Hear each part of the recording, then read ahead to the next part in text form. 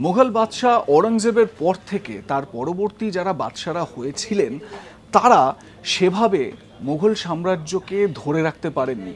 তার অনেকগুলো কারণ আছে, সেই কারণে আমি আজকে যাচ্ছি না। কিন্তু এই রকম একটি সময়, সালটা 1739, নাদির শাহ যিনি সেই সময় তৎকালীন ইরানিয়ান বাদশাহ বা ইরানের বাদশাহ, তিনি দিল্লি আক্রমণ করেছিলেন।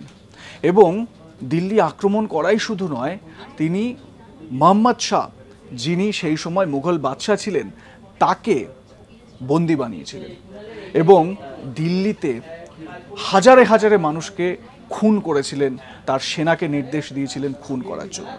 এবং তারপর মুঘল বাদশাদের 350 বছর ধরে অর্জিত ধনসম্পত্তি এক মুহূর্তের মধ্যে লুট করে ইরানে ফিরে যান।